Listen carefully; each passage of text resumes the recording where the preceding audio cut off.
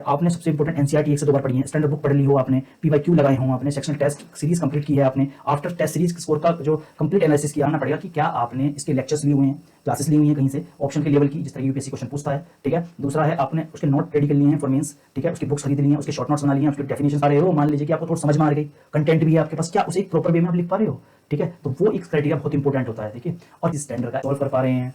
Hindi language paper ready है English medium वालों का, English qualify ready English medium के बच्चे हैं, सभी इंपॉर्टेंट डाटा आपको याद है कि आपने सभी अच्छे से रिवीज। हेलो दोस्तों, जैसा कि आप सब जानते हैं कि यूपीएससी 2025 का जो प्रीलिम्स है आ ही चुका है, अब कुछ ही दिन बाकी हैं और आप सब लोग अच्छे से तैयारी करने में लगे होंगे। लेकिन इस समय एक समस्या बड़ी उभर कर आती है कि बच्चे जो हैं स्किप करने की सोचते हैं कि यार मेरे के अंदर कॉन्फिडेंस नहीं आ रहा प्रीलिम्स के लिए, मेरे को चीज़ें याद नहीं आ रही हैं और मैं ये इस बार तैयार नहीं हूँ एग्जाम के लिए, या फिर क्या नाम है मैं नेक्स्ट बार तैयारी करके दूंगा। तो इस सारे क्वेश्चन, बहुत सारे क्वेश्चन वो दिमाग में आते हैं और उसके साथ जो उसका लो कॉन्फिडेंस होता है और आसपास के लोग सभी लो कॉन्फिडेंस से गुजर रहे होते हैं, तो एक दूसरे को सपोर्ट करके सब ऐसा प्रूव करते हैं कि वो इस साल नहीं एग्जाम देने लायक नहीं है। और कुछ चीज़ें इस हद तक मामले में ठीक भी होती हैं, कुछ मामले में गलत भी होती हैं। ठीक है, तो आज उसी के ऊपर मैंने वीडियो बनाई है कि हम ये जानेंगे कि आपको कैसे पता चले कि 2025 के प्रीलिम्स के लिए क्या आप एक्चुअल में रेडी हैं, है ना। कुछ तो क्राइटेरिया होना चाहिए ना कि आपको पता हो कि जिससे कि आप 2025 के एग्जाम में देने जा रहे हो। आप मान लीजिए कि सोच रखा है मेरी तैयारी नहीं, मगर क्या क्राइटेरिया नाप रहे हैं, आपकी तैयारी है नहीं है, तो वो सब मैं आज इसमें बात करने वाला हूँ और देखेंगे कि छोटी सी वीडियो बनाने वाला हूँ मैं। ठीक है, तो देखते हैं जैसे इसमें जो आप सॉल्यूशंस होगी प्रॉब्लम की, कि सबसे पहले होगी कि ये प्रीलिम्स मेन इंटरव्यू के जो लूप में फंसे रहते हैं ना लोग, इसमें ना फंसे।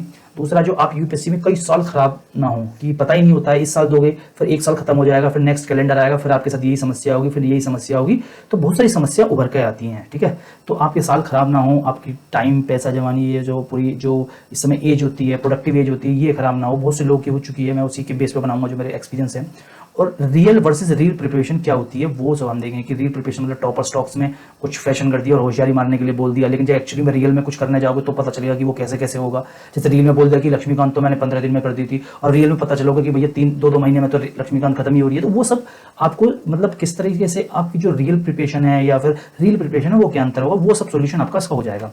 नेक्स्ट हम बात कर लेते हैं, सिंपल सी बात है कि यूपीएससी की स्टेजेस आप सब जानते हैं। एक मोटा मोटा आइडिया दे देता हूं कि प्रीलिम्स होता है 25 मई को होने वाला है, फिर मेंस होगा और फिर इंटरव्यू होगा। ठीक है, मेंस एक एंट्री गेट होता है, मेंस में एंट्री करने के लिए जो प्रीलिम्स है हमारा एंट्री गेट होता है मेंस में जाने के लिए, और फिर उसके बाद इंटरव्यू। तीनों सीढ़ी चढ़ने के बाद आपकी मेंस और इंटरव्यू के मार्क्स जुड़ते हैं और उसके बाद आपकी फाइनल कट ऑफ आती है 2025 में से। और आपको जानकर ये हैरानी होगी कि मेंस में आप अच्छा करने के बाद भी इंटरव्यू में आप थोड़ी सी चीजें अगर नंबर कम रहते हैं तो भी आप लिस्ट से अंदर बाहर हो सकते हैं। इवन आपको जो आप चाहते हैं वो वाली रैंक ना मिले, आपको कैडर वो ना मिले। ठीक है, आपने जो आईएएस पीछे जो प्रेफरेंसेस भरी थी वो जो प्रेफरेंसेस ना मिले, तो बहुत सारे डिफरेंट होते हैं। लेकिन अभी हम बात कर रहे हैं प्रीलिम्स की, कि प्रीलिम्स जो एंट्री गेट है इसमें कैसे हम माने कि जो हमारा कॉन्फिडेंस है वो मैं देने लायक हूँ। जो समस्याएं सबसे बड़ी उभर के आती है बच्चों के बीच में कि जब यूपीएससी की तैयारी करने के लिए जाते हैं, तो उसमें आती है कि आप मेंस में कौन से माध्यम से लिखोगे।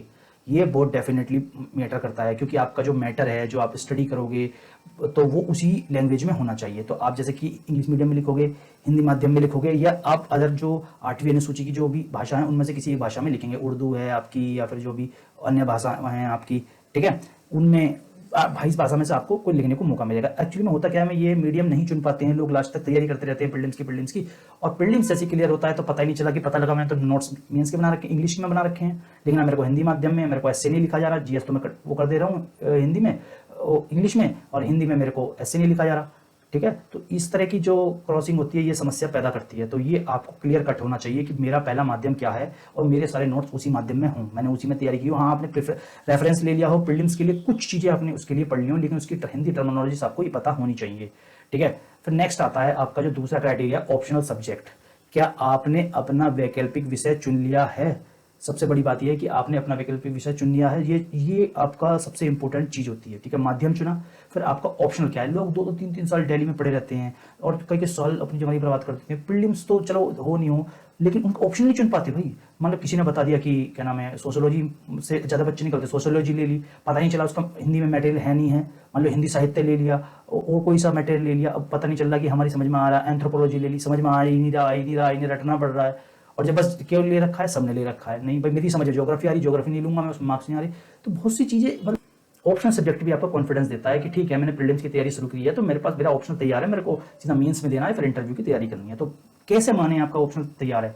सबसे पहले आपको मानना पड़ेगा कि क्या आपने इसके लेक्चर्स लिए हुए हैं, क्लासेस ली हुई हैं कहीं से ऑप्शन के लेवल की, जिस तरह की यूपीएससी क्वेश्चन पूछता है, ठीक है। दूसरा है आपने उसके नोट रेडी कर लिए हैं फॉर मेंस, ठीक है, उसकी बुक्स खरीद ली हैं, उसके शॉर्ट नोट्स बना लिए हैं, उसके डेफिनेशंस बना लिए हैं, जिस तरह के पेपर 2 पेपर होते हैं ना, पेपर 1 पेपर 2 हर सब्जेक्ट में, तो आप वो रेडी है या नहीं है आपका, या आपकी सफिशिएंट आपने आंसर राइटिंग की है नहीं की है। सबसे बड़ी बात होती है कि देखो आप पढ़े कितना लो, जब आपकी जो नॉलेज है वो नंबर में तब तक कन्वर्ट नहीं होगी जब तक आप उसे आंसर फॉर्मेट में उतार ना पाओ, ठीक है। तो ऑप्शन में आपने सफिशिएंट आंसर राइटिंग की है या नहीं है, मतलब आपने सिर्फ लेक्चर डन कर लिया, मीन्स के लिए नोट मतलब रेडी कर लिए, लेकिन सफिशिएंट आंसर राइटिंग नहीं करी, तो बेकार है दोनों। क्या है आपके दिमाग में समझ में तो है मगर कॉपी पे आप लिख नहीं पा रहे हैं, ठीक है।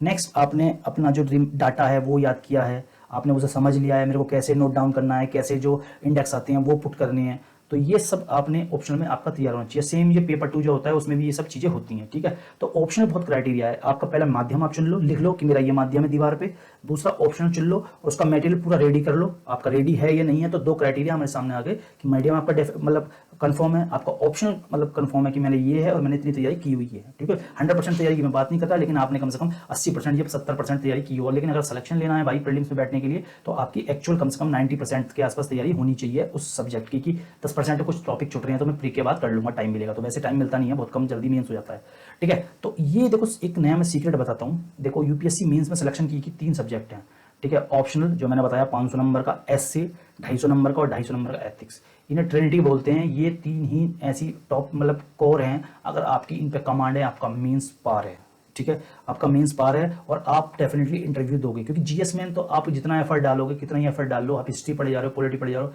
एक पर्टिकुलर नंबर के बाद पर्टिकुलर क्वेश्चन नहीं आते। मान लो कि जीएस 1 में है तो सारे हिस्ट्री के क्वेश्चन थोड़ी आएंगे, आपने जीएस की कितनी भी तैयारी कर लो, वो इसके इतना मतलब जनरल स्टडीज होती है, आपको उसमें सब्जेक्टिविटी बहुत ज़्यादा होती है मार्क्स में, ठीक है। तो इसमें आपको तैयारी होनी चाहिए तीनों की। तो ऑप्शन मैंने बता दिया आपको, मीडियम आपको चुनना है। नेक्स्ट आता है हमारा एसए पेपर। सबसे बड़ी बात है कि लोग प्रीलिम्स दे देते हैं, इवन मींस प्रीलिम्स क्लियर भी कर लेते हैं, लेकिन उन्हें एसए लिखना नहीं आता। दोस्तों उनके ऑप्शंस भी तैयार होते हैं लेकिन फिर भी एसए लिखने नहीं आता, सोचा है कि बाद में तैयारी कर लेंगे और बाद में एक भी कलम नहीं चलती है, चाहे इंग्लिश में हो चाहे हिंदी में हो, ठीक है। तो एसए पेपर आपका तैयार बहुत अच्छे से होना चाहिए, कि मैंने बताया था इसका जो इनका जो फॉर्मूला है कि एसए ऑप्शन और एथिक्स ही आपको नैया पार कराएंगे, ठीक है। और ऐसी इसमें एसए में क्या क्या क्राइटेरिया है कि क्या आप जो एसए के टॉपिक्स आते हैं, फिलोसफिकल टॉपिक्स आते हैं, एब्स्ट्रैक्ट टॉपिक्स आते हैं, मूर्त अमूर्त आते हैं, स्टेटमेंट दे देता है वैसी फिलोसफी के, क्या आप वो समझ पा रहे हैं, क्या आप वो डिकोड कर पा रहे हैं सिलेबस के, ठीक है। आपके पास उसको लिखने के लिए क्या पर्याप्त सामग्री है, सफिशिएंट कंटेंट है आपके पास, फोल्डर है उसको लिखने के लिए, कि एग्जांपल्स हैं आपके पास, पॉइंट्स हैं, प्लस में लिखने के लिए, नेगेटिव में लिखने के लिए 1250 वर्ड लिखने होते हैं एक एसए में। दूसरी बात और सबसे बड़ी बात कि आप एसए लिख पा रहे हो, मान लीजिए कि आपको थोड़ा समझ में आ गई, कंटेंट भी है आपके पास, क्या उसे एक प्रॉपर वे में आप लिख पा रहे हो, ठीक है। तो वो एक क्राइटेरिया बहुत इंपॉर्टेंट होता है, देखिए। और क्या दूसरी बात लिख पा रहे हो, तो क्या यूपीएससी स्टैंडर्ड का ऐसे लिख पा रहे हो, ये बहुत ही इंपॉर्टेंट होता है दोस्तों। एससी का पेपर मैंने आपको बताया, ऑप्शनल एसए पेपर एथिक्स घोट डालो, ये ही आपकी नैया पार कराएंगे, ठीक है। आपका जीएस भी कराएगा, लेकिन ये तो करवाने ही डेफिनेटली वाले हैं।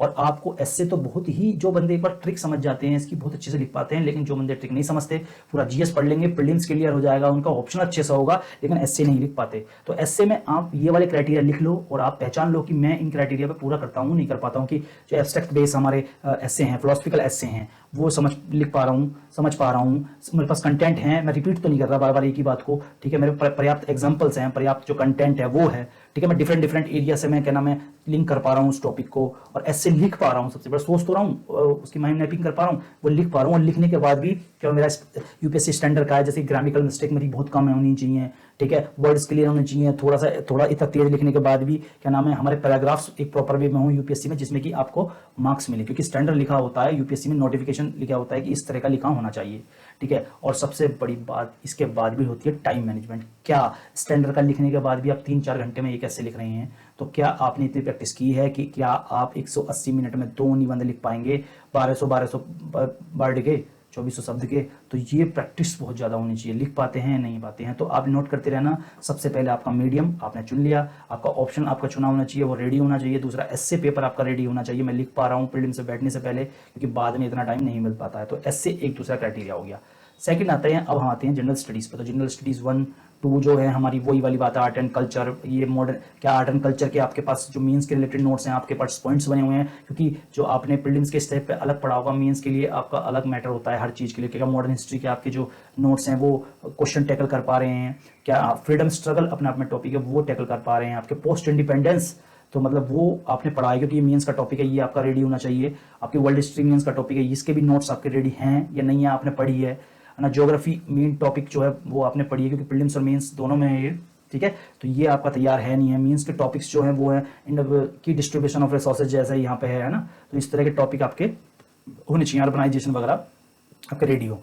इंडियन सोसाइटी आपकी अच्छे से रेडी होना चाहिए, ठीक है। मेंस का टॉपिक है आपका, तो ये सब आपके प्रॉपर वे में तैयार होने चाहिए। इनके नोट्स बने होने चाहिए, इनके शॉर्ट नोट्स बने होने चाहिए, आपने लेक्चर लेने चाहिए, उनकी समझ में आनी चाहिए, और यूपी स्टैंडर्ड के PYQs आपने सॉल्व किए हों सभी में। जैसे कि पॉलिटी कॉन्स्टिट्यूशन हो गया, पॉलिटी हो गया, मेन रिलेटेड कंटेंट जो है, सोशल जस्टिस भी हमारा मेंस का है, गवर्नेंस है, इंटरनेशनल रिलेशंस है, सब पे आपके 3-3, 4-4 पेज के नोट्स हैं। सबने आपने पढ़ रखा है, या सिर्फ पॉलिटी के नाम पे आपने सिर्फ पॉलिटी ही पढ़ी है कि टिक मार्क के लिए मैंने पॉलिटी पढ़ी है। लेकिन पॉलिटी के अंदर ये भी आते हैं, GS2 में कॉन्स्टिट्यूशंस आते हैं, आपके पॉलिटी आते हैं, आपके सोशल जस्टिस है, गवर्नेंस है, इंटरनेशनल रिलेशंस है। इनमें आपके टॉपिक्स हैं नहीं है, या फिर आप सिर्फ वीडियो देखे जा रहे हैं कि चाइना ने उस पर हमला कर दिया, पाकिस्तान ने उस पर हमला कर दिया, या उस पर कर दिया, 10-10 घंटे की वीडियो डाल रहे हैं, 1 घंटे की वीडियो डाली जा रही है।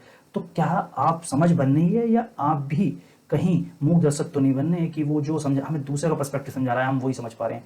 तो आपका जो इंटरनेशनल रिलेशन है वो डिफरेंट है उस चीज़ों से, ठीक है। तो करंट अफेयर बेस्ड होता है ज़्यादातर, तो आप न्यूज़पेपर पढ़ रहे हो नहीं पढ़ रहे हो, पर्सपेक्टिव जनरेट हो रहे हैं नहीं हो रहे, तो वो सब आपकी रेडी नोट्स होने चाहिए। तो जैसे कि भी हैं, फिर जनरल स्टडी का भी सेम है कि economic science and tech, environment, disaster management, security, आपके इन सबके अलग अलग नोट्स होने चाहिए। थ्योरी ऑफ एथिक्स और केस स्टडी, ये तीसरा ट्रिनिटी आ गया हमारा एथिक्स।